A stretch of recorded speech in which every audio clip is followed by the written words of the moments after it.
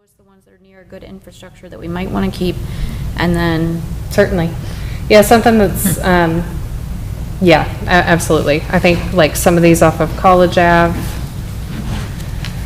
you know, like maybe they're part of a package too. Like maybe by itself, if you hold it for green space, it's not super valuable, but let's say this College Ave one gets partnered with that Wright Avenue one for green space, and then you do kind of have maybe a trails connection there, so.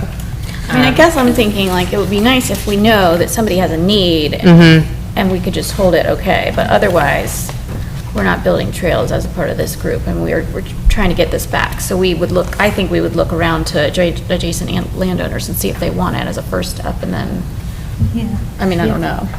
Can you talk about the difference, what you saw as the difference between side yard extension versus green space? These were not my classifications for these, so I didn't pick what they would be for. The side yard extension ones seemed to me like ones that were close to adjacent property owners, and they would want to have that as part of, like there's one on Jones Avenue, there's a teeny tiny little strip that it makes. Whose classifications were they?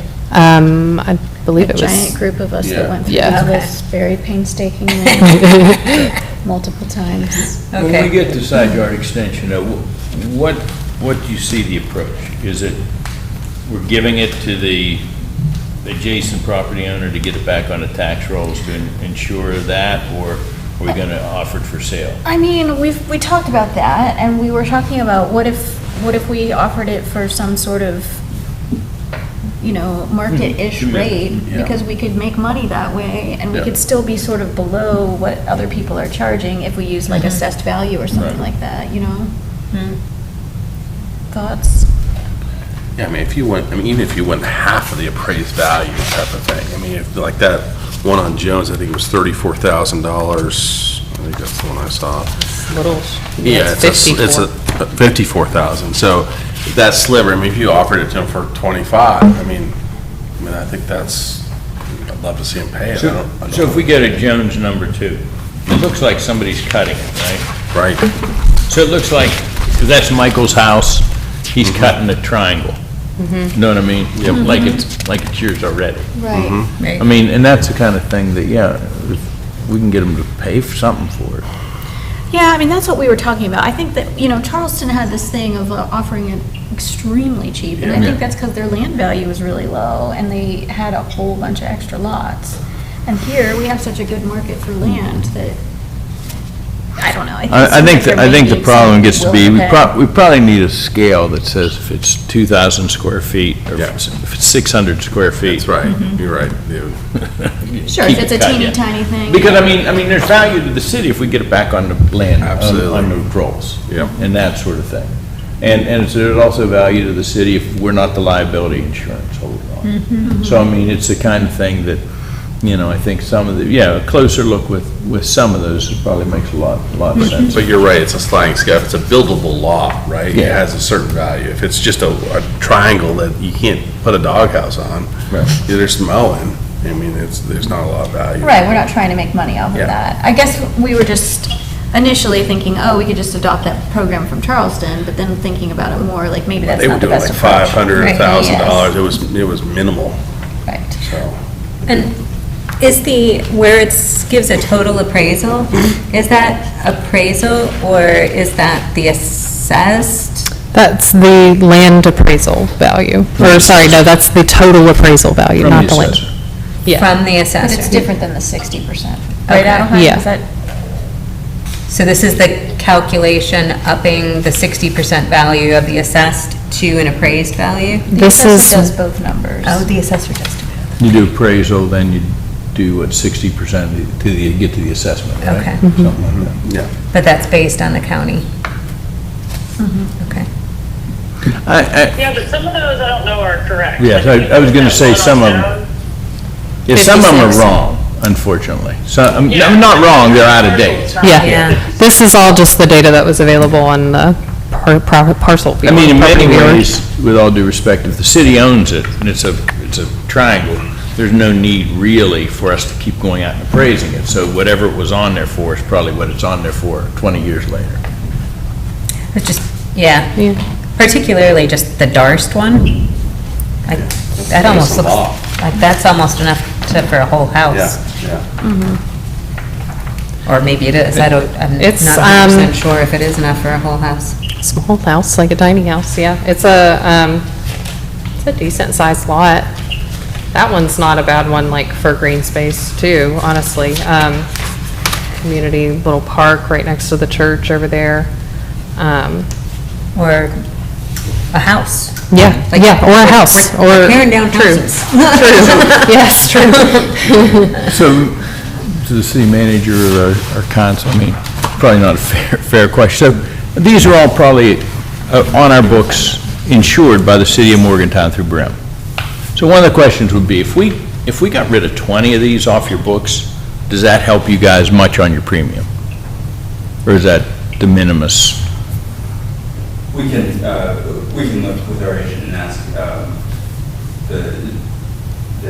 they are on the city's Okay. property insurance policy, not our policy.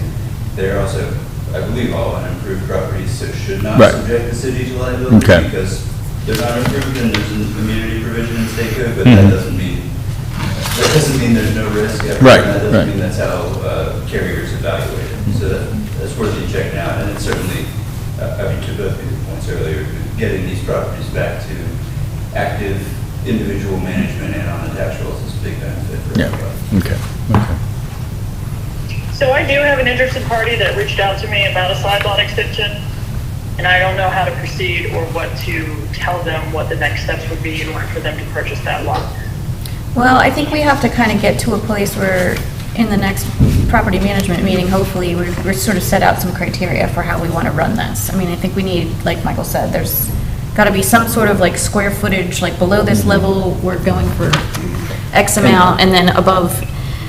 And maybe we need a recommendation from you all in terms of like what is a buildable lot size. And so if it's like X size, then we would say this percentage of appraisal or whatever. And if I'm not on it, if I can attend, who's the chair of the underutilized, so Yeah. I understand what you guys are doing too. Totally. I may already be on, I'm not sure.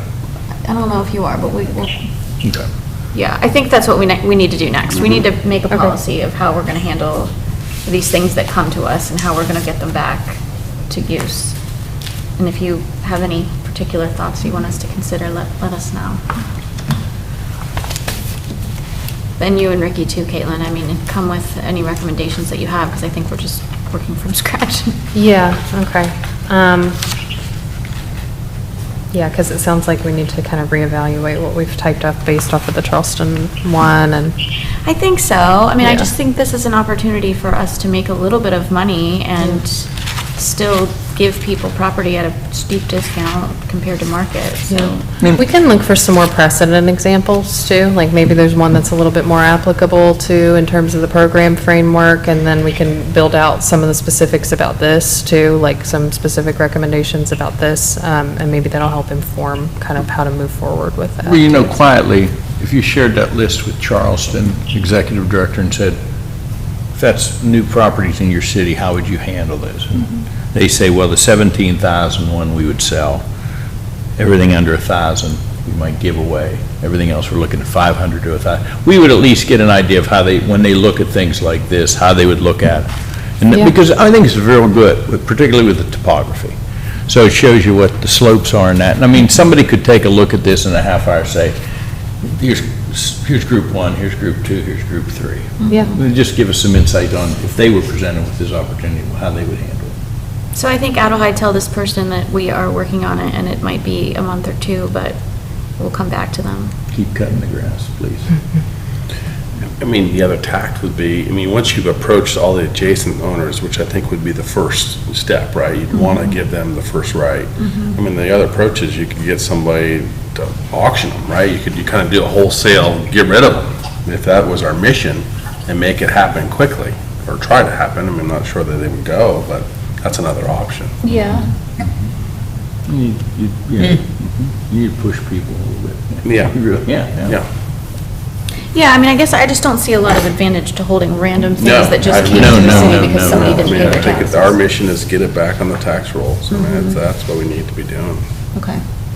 So maybe that's our backup plan then. So we'll focus on figuring out the specifics of the side yard extension program first, so that we can offer that out to people, and then if there's leftovers, we can reevaluate for green space opportunities. Well, I think we want to build out the whole thing. Like, Yeah. how are we dealing with all the property that comes to us? Okay. We're going to put it into these categories. There's a side lot program, there's a Yeah, too small to okay. do anything, and here's how we're going to proceed with each of those. I Okay. think we want to do it all at once. Okay, yeah, we'll look at a And- framework. And I would add a test, is this a buildable lot? Yeah. Can we put a house there? Yeah. Because as our mission includes housing, we need to make sure that we are figuring out a way to develop housing, and that is one of the ways that we can do it, is to get these kind of properties into the hands of Habitat for Humanity or another builder that can guarantee it for affordable housing.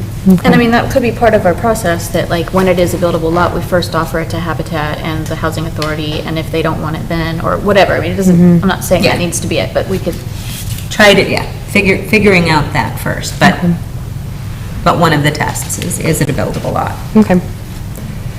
Yeah, and I mean, you know, a lot of that it will be just topographical stuff and like FEMA information, which FEMA flood maps are also on all these pictures. It's just that it's lucky that none of them hit any of the flood areas, so, yeah. Except for the Pennsylvania Avenue one, gets a little bit close, but yeah. and that one we probably want to hold because it's going to be right into our project for the green space. and everything. Right, that one is definitely a green space one, I feel like, Yeah. All right. Jamie had something. Oh, sorry. Oh, I was just gonna say along those lines, I think if we have targeted areas identified, there may be parcels we decide we want to hold because they're in the Yeah, right spot. that absolutely. We want to cluster. Absolutely. Definitely. It may take us a couple of years to get a cluster, but. Yeah, so Yeah. maybe, Cluster for a buildable lot, too. yeah.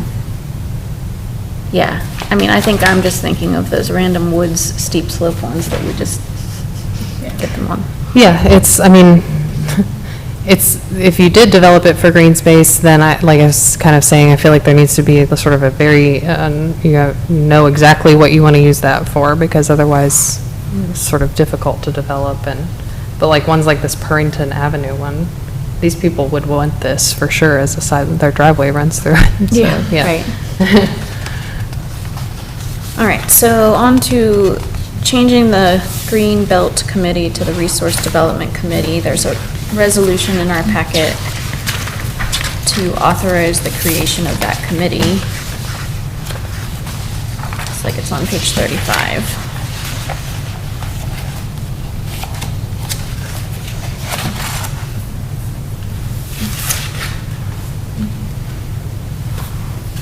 So you need a motion to proceed with this resolution? I do.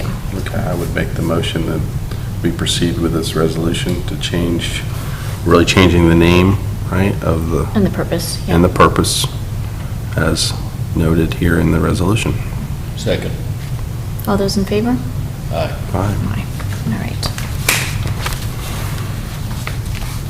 It looks like, Ben, we're going to need a chair for that committee as well. We're getting short on members here. Do you have any interest? Not at this time, no. Okay.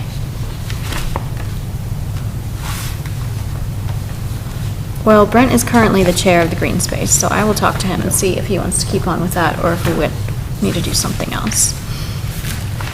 All right, so next up is discussing the makeup of the board based on our discussion with the Charleston Land Reuse Agency and how involved their city management and city council was with their land reuse agency. We thought that it might make sense to incorporate some of those different positions onto this board as opposed to having it be entirely citizens.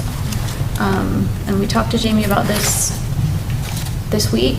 I don't know if you want to say what you were feeling about that. And I did bring this up at our city council meeting last night, just in the general topic that this would come before discussion today, and that I believe there was interest there in this board to potentially have a council member consider coming on the board. There was not any back and forth or anything like this, but there wasn't any kind of a, no, we don't want to do that either, so did bring that up, encourage the council to let me know if there's any interest or anything like that. I would say I'm happy to stay engaged with the board. I'm really excited about some of the things this board is going to be tackling. I talked with Jessica, and one of the things I would consider is if we are bringing a council member on board from a staff member perspective, not coming on board as a voting member as well, just as we have the lines from council and staff in our everyday life, wanting to make sure that we're keeping those separate as well as much as possible. So happy to stay engaged if we bring a council member on board. I will probably stay as just more of an ex officio member. If a council member doesn't come on board, happy to, come on in a different capacity. And so, I mean, from my perspective, having you as a voting member would be really helpful, because then you would be deciding to implement something because you believed in it, and then it would be your job to make that happen. And so I would be interested in having a council member be ex officio and you being a voting member. And I don't know if you put together the makeup of the board from Charleston, but I did look it up, and I can tell you guys what I found. I think this document. Yes, has it in is. there, right? So Second page. A couple of agencies. Yes, that's I correct, missed sorry. So on the second page, there's some compositions of how Charleston, Clarksburg, Nitro, and South Charleston do it. We kind of looked at how they have their structure and their bylaws as well. Well, so from what I saw on Charleston's website, they had on their board as voting, the city manager, the mayor, and they have a strong mayor, so it's different than here, 2 city councilors and 4 citizens. And then their ex officios were the building commissioner, the city attorney, the planning director, and the economic development director. And I feel like that is something I would just want us all to discuss, because I feel like it's obvious why we would want the city manager and the city attorney. I think it would be helpful if we had the planner here, which of course is the vacant position, but I think that planner would be a better person, no offense to Ricky, of course, but he's just like at a higher level, and I think the planner would be more in the implementation role if we could have that. And I don't know if that person should be on the board, or if they should just be our staff contact, and that's how Charleston does it. The planner's their staff, whatever you call yourself, liaison or whatever. But I was interested to see that they had, the economic development director, and I don't know what our equivalent is here. I don't know if that's Russ Rogerson at the Economic Development Authority. But I thought, what if we ask that board to give us, not necessarily Russ, but an appointee that's at least ex officio, so then we start getting that synergy. When we start talking about housing development, they bring their economic development knowledge. Because I feel like we're always kind of floating in the air a little bit on that end. And same with housing? Yeah, I mean, we could think of who is that person, but The housing authority It'd be great to have the housing authority represented. as an ex officio? we could, yeah. I mean, And someone from code would be good as well.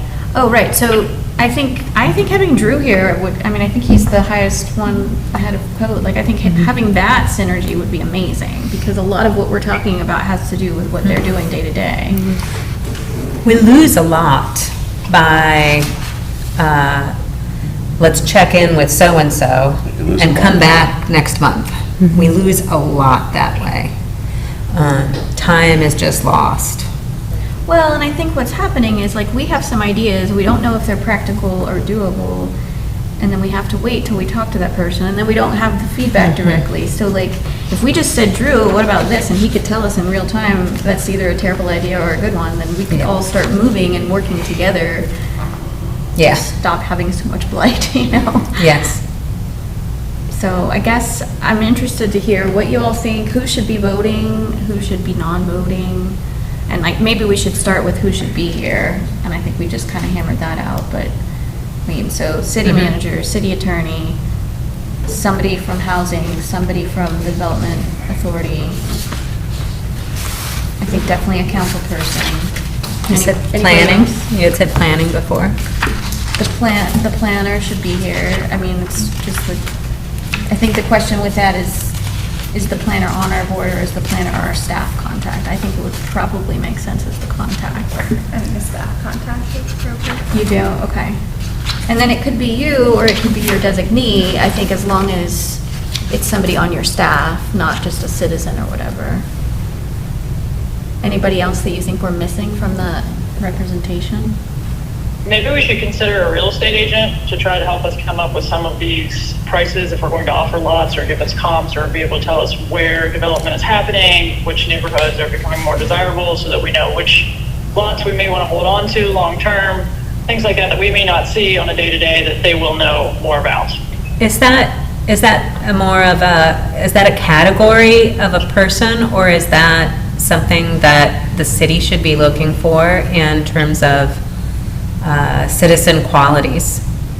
So currently, under the member qualifications, that is one of the ones listed as potential areas for a board member to have experience in. So as we look, if we're going to do a ordinance recommendation to council to edit this, which I will note would be required if we were going to do something like bringing me as the city manager on as opposed to a council member, because it does talk about it's not a public official or municipal employee, so this would require an ordinance change to be considered by council as well.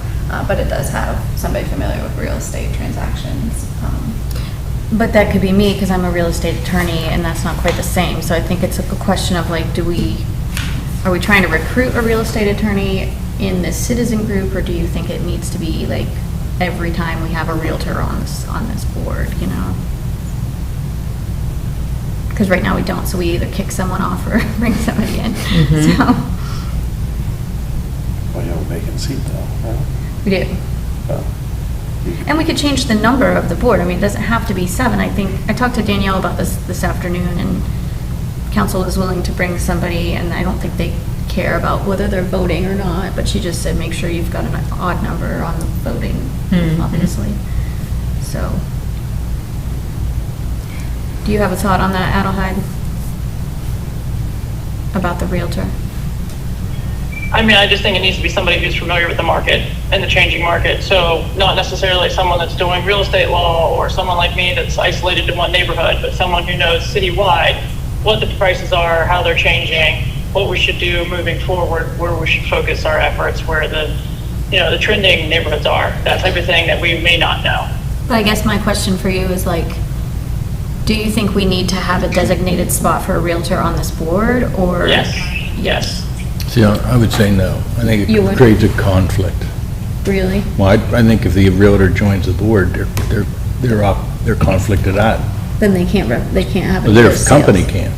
Oh. I just personally, I think if you bring them on the board, I think they'll have inside knowledge, and I think they're opted out.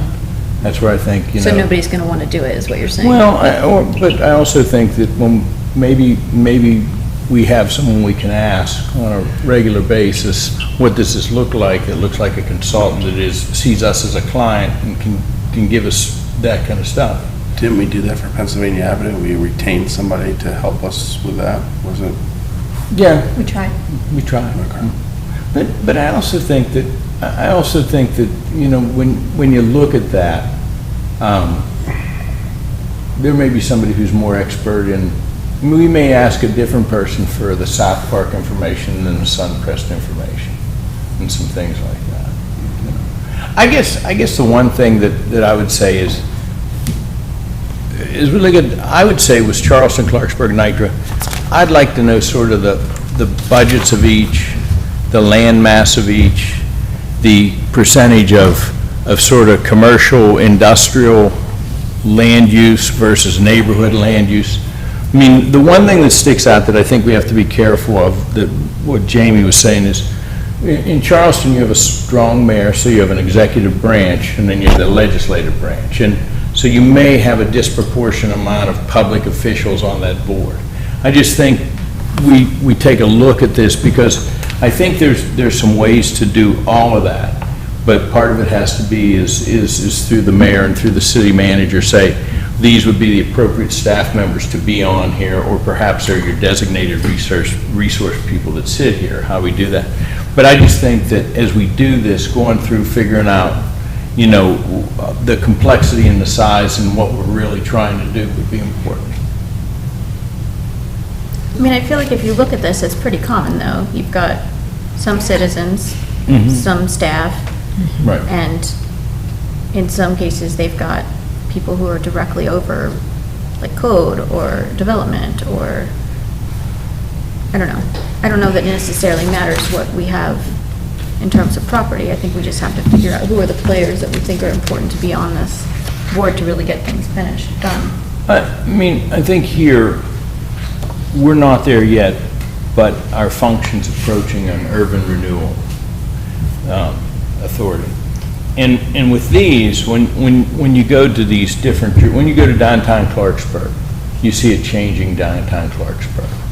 And I think it's right for some of the conversations that we have in that. I'm not sure that those conversations are as ripe here and that sort of thing, and that's why I think, understanding what we have and what we need to deal with.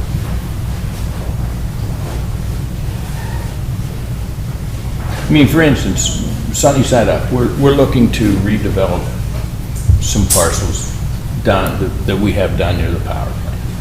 I mean, we have an agency to do that. In another city, I would see that would be a perfect assignment for this group. But in this city, we have something that deals with that. And I just think that as we go forward, looking at that, something we should consider. Would you want to hear from representatives from these different agencies specifically about this issue to like learn what works for them? Or would that not be like kind of how we did with Nitro, but they talked more about their process, but we could talk more about their structure and how that helps? Well, I think asking the city manager and the Yeah. mayor and council what they think. Sure. I mean, because we're there. Well, I mean, I did. I asked the city manager and I Okay. asked the mayor, and they don't have super strong opinions, and I think we're gonna need to come up with a recommendation. So, I mean, from where I sit, I think we want you.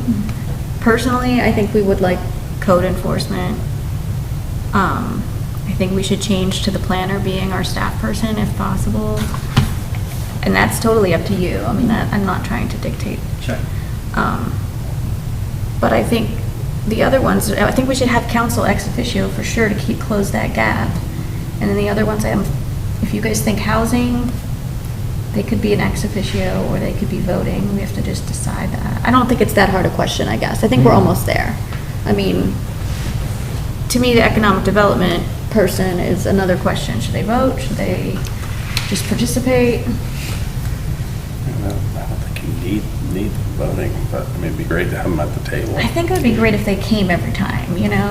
I think if they are outside of the city, I don't have any qualms, especially if we pick two. So housing and economic development, we've kept it even, so we're keeping our odd, right? And if we do both, we can have them both be voting. I think they're more likely to come and attend if they're voting members versus ex officio. And So we would be adding Jamie, Drew, housing, economic development. That's enough. That's 4 to 6. So that's 10. So that's one too many, or? No, what do we got now, 7? Oh. You need to add 4. That'd be good. Well, what we need about, to have yeah, but another- one is ex officio and then 3 are voting. So then the I wouldn't other, add Drew as a voting, I just want to No. put staff Yeah, as a yeah. voting. Okay, then have Yeah. him be ex officio. And he would have to come because it's his job. right, so then we're still at 3 voting. Jamie votes housing, economic development. So then would we, So then council would be ex officio, Drew would be ex officio. And, so then what we add about one somebody more. representing either conservation or recreation? I mean, I think that's where you cut it out of the citizens. I mean, They got that's part of the Yeah, criteria. that's true. Do you want like an engineer or an architect perhaps? You have a lot of, well, okay. I was trying to think of like, well, I was trying to head towards landscape architect, but because, well, you guys are a landscape architecture group, so you have that. I mean, a civil engineer would be great. I was just thinking about the streets, Civil all this, I was thinking about all the conversations that we had about trails and how they interact with streets and like how, like we talked about prioritizing some of that stuff, and I thought maybe somebody could inform on that a little bit more, but, I mean, you could add that to the list of like criteria for citizen members. I think that might be Yeah. nice, like put landscape architecture and civil engineering in there. yeah, the planner would bring a lot of that skill set too, though, if they were, yeah. Can I ask a question back on the idea idea of the economic development group, do you guys envision somebody from Russ or his staff being the person who comes forward, or do you envision that board will have a chance to appoint somebody Well, that's kind of what Danielle suggested, was ask the board to appoint someone from their board? from their think so, board. yeah. Yeah, I think that might be better, because then they can choose. Yes. Because really, all we're looking for, again, is just that same sort of synergy like we're looking for with council. Somebody to go back and say, we're working on this, you know, we know about this.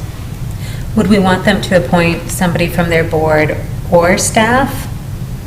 Because No, really, no, board understand knows how their different board- things So than here's- staff. Just think for a minute how their board's made up. So Sunnyside has 4 members, I'm one of them. Me, Jenny. Okay. Main Street has 4 members. MCDA has 4 members. Chamber has 4 members. Then there's, Oh, you're talking about MAP, though. yeah, What I'm talking about specifically, the Economic Development Authority under MAP, it doesn't have a different board? It has a Yeah, different yeah. board, yeah. So that's the one we're it's the talking about. county board. Not MAP, but the Economic Development Okay. Authority. But it's under. Yeah, that's. on- Right, I know, but he's talking about the MAP Okay, board so right that, now. yeah, okay, Oh, I see. And it is a county group, not a city group. right. Well, they're all, so yeah. Does the board have different knowledge than staff? Yes. So in terms of us being able to have live feedback and be able to get that kind of live synergy, would we be better off with a staff member or with a board appointee of another board member? I just think we're letting them choose. If they want to give us a staff member, they can. I think when you get into the agencies, MCDA, for example, you'll have more consistency in the membership. So what happens is Sunnyside has appointed the same 4 people for 3 or 4 years. But XYZ could appoint one this year and appoint another 4 next year. I think that if you're talking about MCDA, I think, yeah, I think there's more consistency and there's longer terms and that sort of thing. You know, and Jamie, do you serve on that, MCDA? So, yeah, that works, if that's the one you're talking about. So That's what I was there's the thinking. map, and then there's the other, yeah.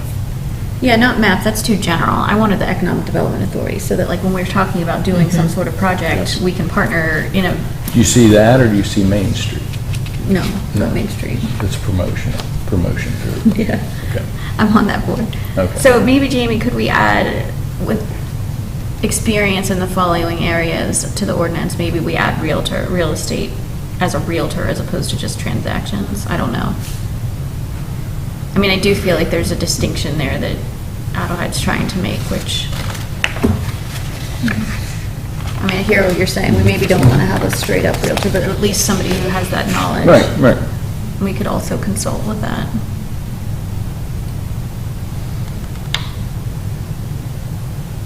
Other thoughts? You look like you're thinking over there. Yeah, I'm thinking through our 5, our 5 missions and trying to see if there's another category of a person that we could add from the public. Land conservation is not a bad one, or if sustainability is an interest too, that could be, But that's on here. It's on there. okay. Yeah. I mean, yeah, on this list, I see that, that's what I'm saying. And Brent is that currently. Okay. How about, in order to just get that, keeping it an odd number, what if we added just another citizen? So that we've got 2 appointees, 1 from Housing Authority, 1 from the Economic Development Group, another voting member being the city manager, an ex officio of city council, and a couple people that are other staff members as ex officio, and another citizen. Well, I just don't know if we need another one, because we've already got 7. So we either need to keep 2 the or 6 that 4. we have and add 3, and so we have 9. Oh, wait, I've got my count wrong. Wait, So we have Currently, seven our board now, is right? 7 people, We have and seven. we're down one because somebody left. Oh. So if we added 3 seats and didn't replace another citizen right now, we would be an uneven number of 9, which would be good. I was thinking we were still replacing that one person also. Oh, I see. That we were keeping the 6 citizens, adding the 3. Well, we have 7 citizens currently. Oh, 7 citizens. Yeah. Keeping the 7 citizens, adding the 3, so I was thinking we would add one more citizen. I would totally go the other way, because I just Would think the you? more people you add, the harder things are to do. Okay, that's So fine go then, down yeah. to, go down to That's fine. 6 citizens. I got you. Yep, that's fine. I mean, does that, anybody disagree? No, that's another way of doing math, sorry. It does the same thing, it didn't, my brain just didn't go there. Alright. Well, what do you think? Do you want to write all that down and present it to Ryan to do an ordinance, and then, Yeah. Yeah, so we can revise, basically, the rundown is revise A to specify Realtor, right? I think we should include Realtor, civil engineer, what was the other thing you said? Landscape The architecture. qualifications. Just like, Mhm. and I mean, maybe they're in there, and if you guys don't think those are just considerations. You don't- No, yeah, I mean, I think we can revise this, because I feel like on this list too, lands conservation and preservation's on here twice, so we can kind of, It sure is, yeah. yeah, we can kind of rework it to say economic development, yeah, and be a little more specific here. But then, we also talked about having the membership include some appointed areas. That is more than qualifications. Right. Well, right, but that's a separate thing. So Yeah. we're going to revise these, and then we're going to add these 3 voting members and whoever you want to put on as ex officio counsel, and Drew, and if you want somebody else, feel free, but, Okay. Yep, we can type it up and send it to Ryan. okay, awesome. I'm hoping that that will really change the direction. Yeah, it'd be good to have some new blood in too, right? Well, and just like everybody will be there at the table, and we can Yeah. hopefully move a little more quickly. All right, I think, what else? is Prior next? to him writing that up, should we contact the economic development group and, but I think both of you are on the board, to make sure that they're okay with appointing someone? Probably should. And the same with the housing authority? Yeah, because you may have to rework this based on the responses too, so yeah. Yeah, I mean, if the housing authority says no, they're ex officio, and we've still got people, I mean, Oh, wait, they are ex officio? oh, sorry, no, we just said voting. Yeah. Yeah, we should. And list would that be a conflict of interest for us to donate property to them? They're not profiting. They're not profiting. Okay. So I mean, just as an offer, I meet both with Russ as well as the housing authority next week. Okay, that would be perfect If then. you'd like me to discuss Please. this. Thank you. I will present it to them as conditional and potential, because of course council has to ultimately be comfortable Yeah. with this model as well. Yeah, but see what they think, and then we won't obviously present anything until we know. Perfect. Okay, thank you. All right, last thing is a resolution authorizing different signatories on the bank accounts, since Tim has left, and so we just need a motion to approve. Motion? And second. All those in favor? Aye. All right. Do you need us to physically sign something, or is it just, we need this here and then we'll sign something later? I don't know, actually. Maybe I just, think we could sign it here, Go then. back. yeah, I'd say just go ahead and, yeah. Don't have to go back. And I have one more update no. too, if you guys have some time, really quick, on 430 Spruce, I forgot about. So, we had a prospective person reach out who doesn't want to be a longtime tenant, they want to use it for one day, to film a commercial. And they would like to use like the office space, to film a commercial for, here's the potential conflict, is for, it's for West Virginia Lottery, so they want like people sitting there at their desk typing, and then Santa comes in and starts throwing around scratch-offs, and like the office lights up, and she came over and looked at the space today and said it would be perfect, and they're willing to work out like a contract for using the space for a day or two. So I wanted to see if you guys were open to that. I don't know if there's a conflict with gambling and using the space that's got city offices. I'm not sure about that. So this is just a development as of today. I think So- we're interested in revenue. Yeah, that's what I thought. I thought, we would be interested in seeing some of that space utilized, and so, yeah, I wanted to hear what your all thoughts were on that, and we can look into it more if there's any kind of complication with it, but, It's a call, I think it's fine. yeah. Yeah. I think it sounds fun, too, so. Yeah. Yeah. Go for it. Okay, cool. Yeah, they were very interested, so, okay, we'll look into the details. That's all I got. All right, thank you. All right, we need a motion to adjourn. Oh, I think I learned recently you don't, this meeting is You now can, adjourned. yeah, you can, yeah, you can. As a chair, I could just say it.